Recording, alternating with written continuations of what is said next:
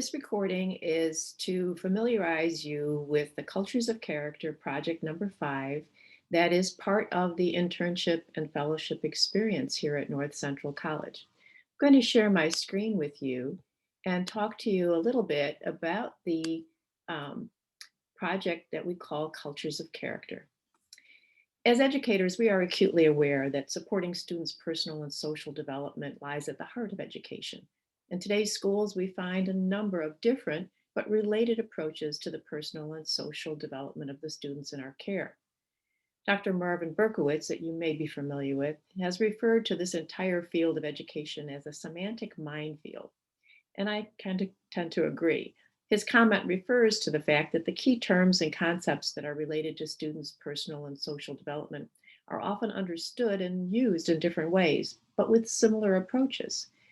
He suggests that the terminology that varies have many overlapping terms. For instance, moral education, values education, character education, civic education, citizenship education, democratic education, social emotional learning, positive psychology, and the list goes on. Here at North Central and in schools today, we really are working with and across a range of all these different approaches. We generally have a set of values, a set of character virtues, or other character strengths that guide our work in all of our schools. At North Central, here in the Educational Leadership Program, we have made the collaborative decision to focus not only on specialized knowledge and management skills, your competence, but also to ground the North Central Educational Leadership Program in program-specific leadership virtues, the development of the leader character, and cultivating practical wisdom. We have coined the phrase cultures of character to capture our focus on the moral purpose of building the capacity of our graduate candidates so that they can go forward and bring the cultures of character practices into the heart of their future school communities. You may be very familiar with this framework on the slide. Here at North Central, we thoughtfully considered leader virtues with the end in mind.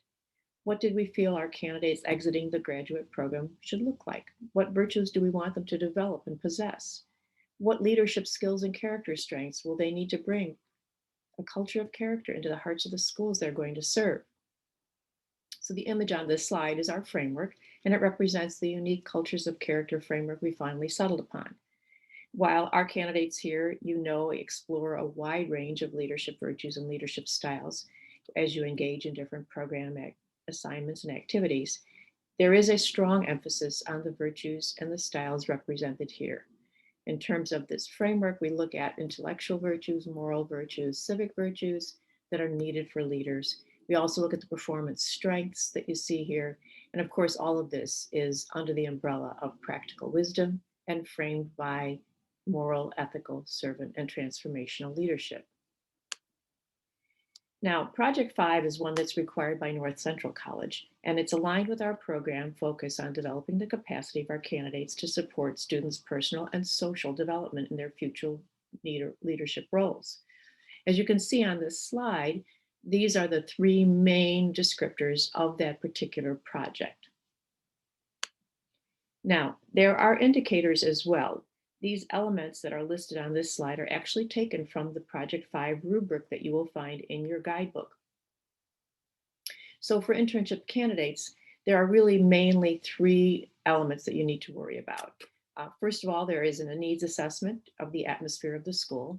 You may remember that back in MEDU 620, one of the assignments you completed was a character education needs assessment. You reviewed samples from the Jubilee Center Character Education Evaluation Handbook.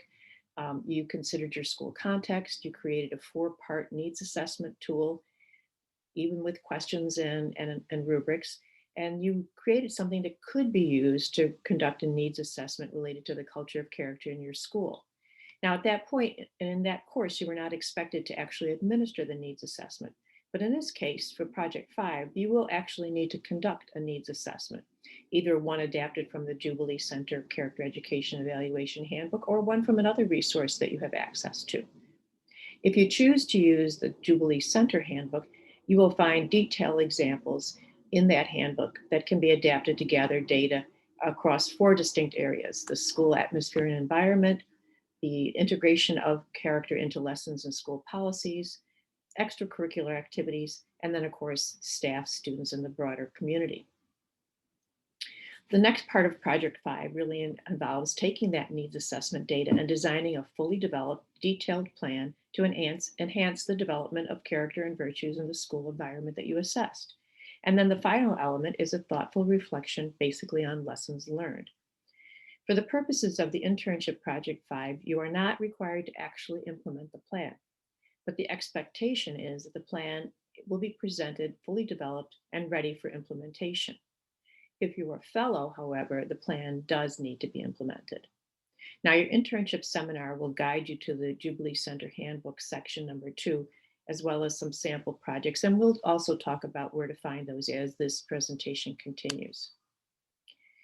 Now, the following slides are really based on the required Project 5 actual final write-up template that you have access to. And this section really begins with setting the context for your project, telling us about the school setting, telling us about the history, the context of which you are working. The next section is where you will explain how you actually assessed or audited the need for further character development in the school.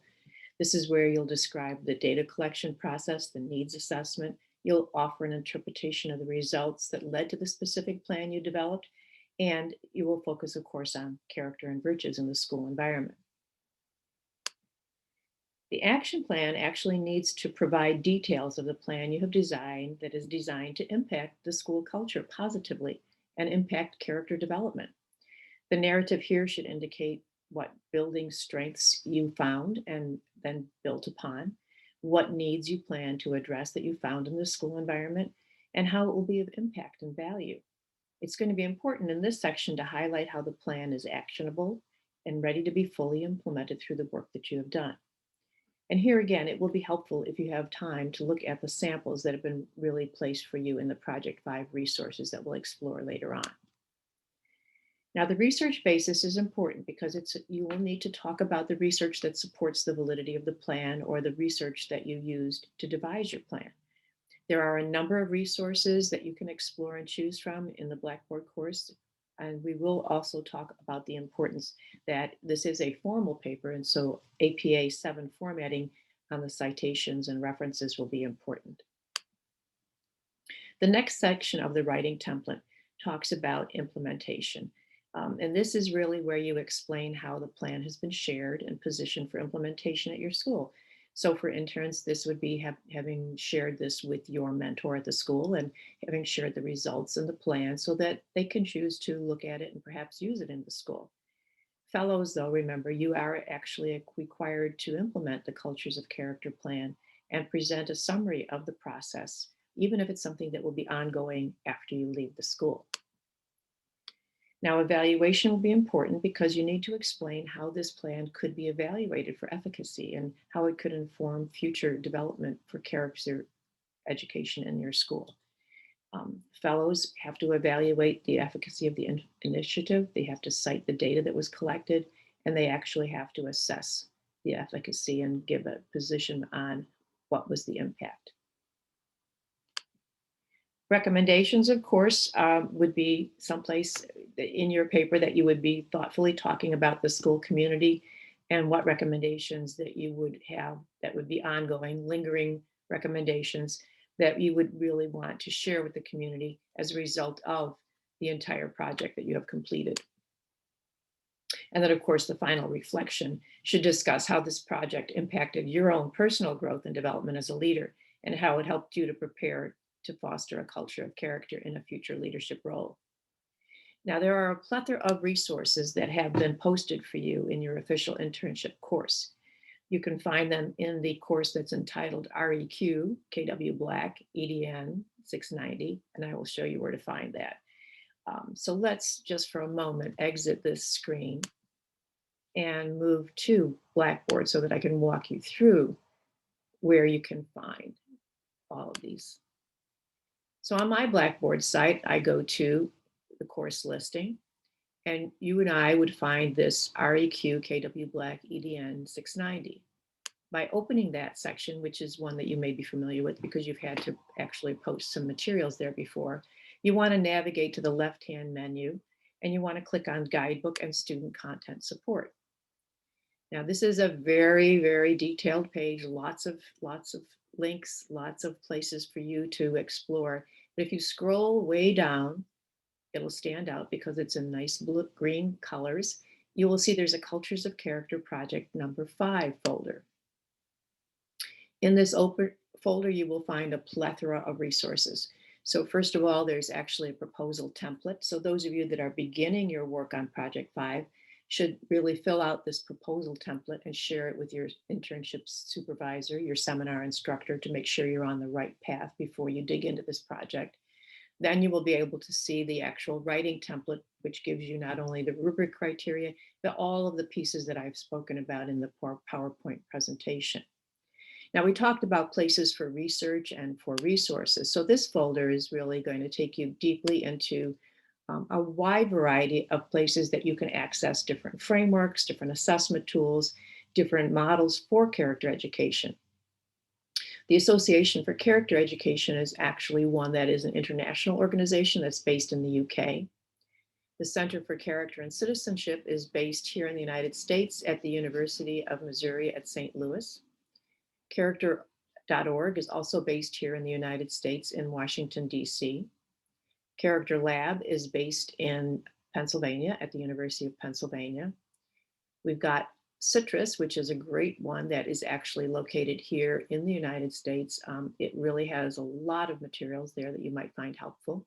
There's also the International Positive Education Network. This is another international group where they can share a lot of information. And the very last one is the Jubilee Center for Character and Virtues that's located at the University of Birmingham. This one is not a link to another website, although the link to the website is actually there, but it's a folder. And within that folder, you will actually see an article that you're probably very familiar with, but also the handbook files for the assessment. And the one you want to take a look at is the one that you actually used in MEDU 620, which is section 2. That particular section of a handbook talks a lot about the different questions and rubrics and things that you can use to assess character in your school environment. You may remember using this in our course in 622 if you had it with me or with Dr. Badney or with Dr. Hoffman. You'll know that there's some frameworks of rubrics you can use. There are also questions and different kinds of tools that you can use to adapt. Now, the last section that I want to be able to show you is where you can find some resources. Let's see if we can go back a little bit further. Bear with me while I have to go back in this way. So there are quite a few peer samples that you can take a look at. These peer samples were donated to you by the ladies that you see on the screen here who have graciously agreed to pay it forward. The first one up here with Taylor is a really excellent plan that was based on some things from the Jubilee Center and then also from Michael Fullen's work. And it was a full plan that was really developed well, really researched well, but unfortunately was kind of stalled because of COVID. The second one here with Melanie is actually one that was based on a mentoring and students having a significant adult in their career in high school that she took and adapted and moved it into an actual character education mentoring partnership. That one actually was implemented and is still in process at her school. And the last one that was done by Haley and Courtney is actually a true plan that was, assessed, developed, but not yet implemented in their school. So each of these are examples that you can take a look at. I hope this has been helpful, and I hope that you will feel a little bit more comfortable about the Cultures of Character project.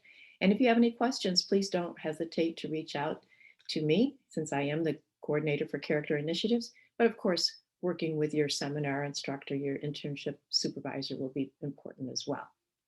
Wishing you all the best and lots of success on this important project.